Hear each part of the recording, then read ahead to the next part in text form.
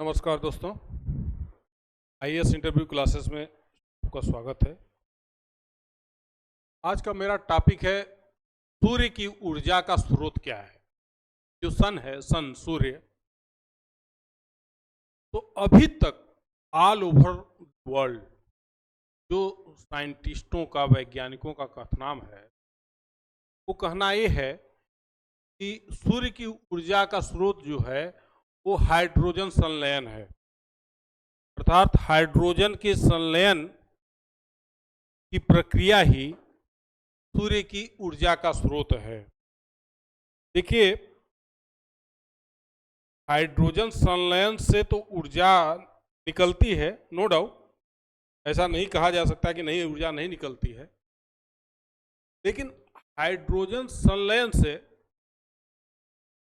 ही केवल ऊर्जा निकलती है, ऐसा मेरा कथनाम नहीं है। सूर्य की ऊर्जा का स्रोत जो है वो केवल हाइड्रोजन संलयन है। What is source of sun energy? What is the source of sun energy?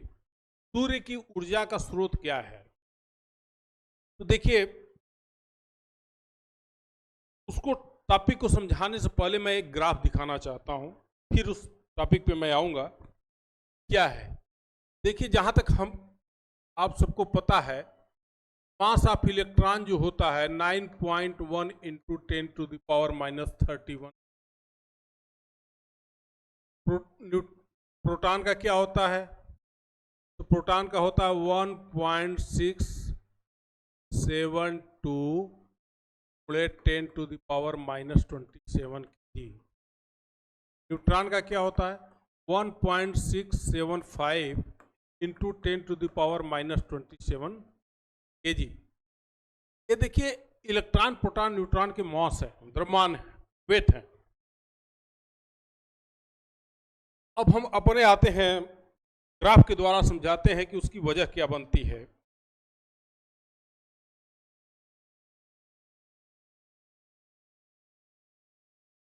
देखिए,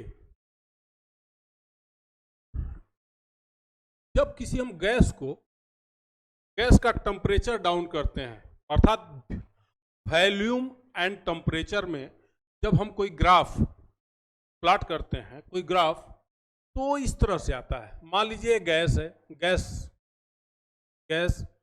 लिक्विड ठोस, तो इस तरह से जब हम करते हैं तो दो बार हमारा क्या आता है?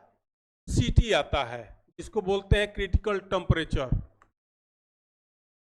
सीटी। इस पे एकाएक क्या होता है कि वॉल्यूम डाउन होता है।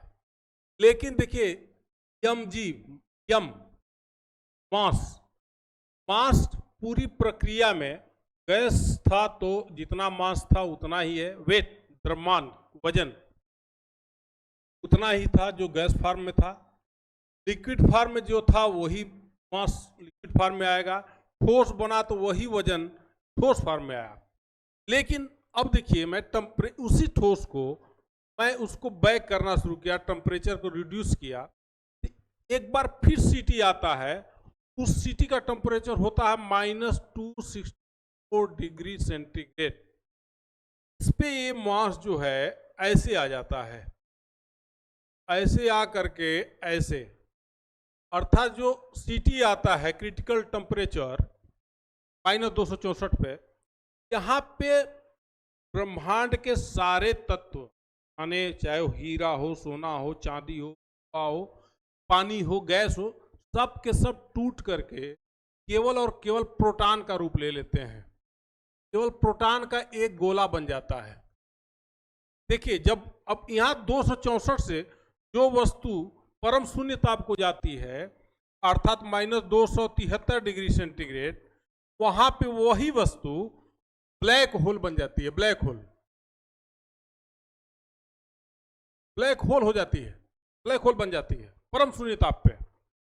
लेकिन अगर जब 264 से 273 के बीच में वह वस्तु का क्या होता है, उसका प्रारंभिक वेट से, प्रारंभिक मतलब का वजन, वजन माने आकार, वॉल्यूम जो है इतना कम हो जाता है, इतना कम हो जाता है कि मान लीजिए एक एवरेस्ट पर्वत को हम फुटबॉल बना दें, फुटबॉल का रूप ले लें, तो देखिए होता क्या है, मास चेंज नहीं होता है, द्रव्यमान नहीं होता है, लेकिन क्या होता है, F इक्वल टू होता है G(m1 m2 अपान r स्क्वायर। लेकिन चूंकि अब इसका गुरुत्वाकर्षण बल बढ़ जाता है, मतलब आकर्षण बल बढ़ जाता है, लेकिन द्रव्यमान वही रहता है, मास सेम रहता है, लेकिन गुरुत्व बल बढ़ जाता है। अब ये लोग हैं, वो लोग बोलेंगे कि कैसा पागलों जैसा सवाल है, जब मास बराबर रहता है, क्योंकि वजह ये बनता है तो उसकी दूरी है r, रेडियस इतना कम हो जाता है, मास तो वही रह जाता है, लेकिन रेडियस जो है कि वस्तु प्रारंभिक आकार से 20 से लेके 28 गुना छोटी हो जाती है। तो उसका रेडियस कम हो जाने से वस्तु का पर लगने वाला फोर्स जो है ये लगभग 11 से 17 गुना बढ़ जाता है। लेकिन देखिए ब्लैक होल पे जब जाकर वस्तु ही जीरो हो जाती है, यहाँ पे volume V equal to zero हो जाता है, मास जीरो नहीं होता है, मास जीरो नहीं होता है, V इक्वल टू जीरो हो जाता है, M इक्वल टू M हो ही रहता है, M बराबर M ही होता है, V इक्वल टू जीरो हो जाता है। मैंने साइंटिफिक प्रूफ करके बता रहा हूँ, साइंटिफिक रीजन, मुझे कोई गलत नहीं काट सकता। All over world I am मतलब मैं चैलेंज कर रहा हूँ कि दुनिया के कोई भी साइंटिस्ट मुझे आके इस टॉपिक पे गलत नहीं साबित कर सकता, क्योंकि मैं साइंटिफिक प्रूफ कर रहा हूँ कि कैसे होता है। देखिए भी यहाँ पे जीरो हो गया, लेकिन M इक्वल टू M ही रह जाता है, भी M चेंज नहीं होता, अर्थात एक ऐसी वस्तु बनती है जिसका आकार तो होता ही नहीं, वो कुछ भी नहीं है, उसका कोई आकार ही नहीं है, लेकिन M है, उसका द्रव्यमान है, वेट है। परम शून्यतांक पे जब कोई वस्तु का आकार न हो और उसका द्रव्यमान हो तो उसको ब्लैक होल कहते हैं, तो उसी को ब्लैक होल कहते हैं।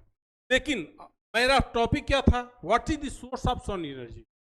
देखिए अब इस 264 डिग्री सेंटीग्रेड के तापमान पे आने के बाद जब यहां से कोई वस्तु परम शून्य ताप छूने से पहले पुनः अपना ताप, अपना टेम्परेचर किसी भी कारणवश, गुरुत्व बल बढ़ जाता है तो उसमें हो सकता है कोई पिंड टकरा जाए, कुछ हो जाए, अगर यह अपना वस्तु 264 डिग्री सेंटीग्रेड से अपना तापमान ऊपर कर लेती है तो वही वस्तु सूर्य बन जाती है। जो ही, क्योंकि सब न्यूट्रॉन के बांड होते हैं, न्यूट्रॉन के बांड होते हैं, न्यूट्रॉन के बांड होते हैं, तो जो ही यह वस्तु का तापमान 264 डिग्री सेंटीग्रेड से ऊपर हो जाता है, इंक्रीज कर जाता है, इंक्रीज कर जाता है, तो यह वस्तु सूर्य बन जाती है, सन। तो यही देखिए तारा सूर्य बनने में और ब्लैक होल बनने में प्रक्रिया दोनों की दोनों सेम है। मैं साइंटिफिक प्रूफ करके बताऊंगा कि कैसे सेम है, और मैं बता रहा हूं यहां पे सूर्य, अब देखिए एक जो गोला होता है वो टोटल का टोटल एक न्यूट्रॉन का बांड ही होता है। सूर्य जो होता है केवल न्यूट्रॉन का बांड है। अब जब उसका तापमान इंक्रीज करता है तो तापमान इंक्रीज करने के साथ साथ उस वस्तु पे जो सोना चांदी था वो नहीं आता है, केवल न्यूट्रॉन ही रह जाता है। अब देखिए मैं बता रहा हूं उसको, पीछे वाले चैप्टर पे हम आते हैं। देखिए अब यहां पे जो होता है, न्यूट्रॉन बांड टूटने से, एक न्यूट्रॉन टूटने से प्रोटॉन प्लस इलेक्ट्रॉन बनता है, एक न्यूट्रॉन टूटता है, प्लस 2 इलेक्ट्रॉन का मास, द्रव्यमान, वेट, मास के बराबर एनर्जी प्रोड्यूस होती है। न्यूट्रॉन बांड ही केवल टूटते हैं। सूर्य की ऊर्जा का स्रोत न्यूट्रॉन बांड का टूटना ही है इनिशियल। उसके बाद तो हाइड्रोजन का निर्माण, उसके बाद हाइड्रोजन का निर्माण होता है, हो सकता है उसके बाद हाइड्रोजन संलयन की प्रक्रिया भी होती हो, लेकिन इनिशियल स्टेज जो है सूर्य की ऊर्जा का स्रोत जो है वो न्यूट्रॉन के बांड का टूटना है, न्यूट्रॉन के बांड का टूटना है। देखिए एक न्यूट्रॉन का जो मास होता है उसमें एक प्रोटॉन और एक इलेक्ट्रॉन बनता है और 2 इलेक्ट्रॉन के मास का क्षय होता है। E इक्वल टू होता है E M sorry sir, equal to होता है M C square, M equal to हो गया 2e इंटू 3 × 10⁸ का स्क्वायर, अर्थात 2e इंटू 9 × 10⁻16। एक न्यूट्रॉन टूटने से इतने जूल की ऊर्जा प्रोड्यूस होती है, इतने जूल की ऊर्जा प्रोड्यूस होती एक न्यूट्रॉन बनके। क्योंकि पूरा का पूरा पिंड ही न्यूट्रॉन होता है, तो केवल न्यूट्रॉन के बांड टूटने से ही ऊर्जा का स्रोत होता है।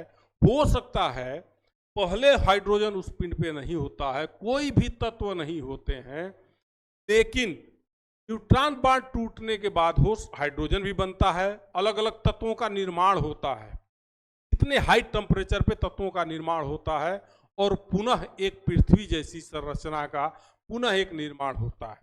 जस्ट टेम्परेचर रिड्यूस होता है, तत्वों का अलग अलग संचय होता है।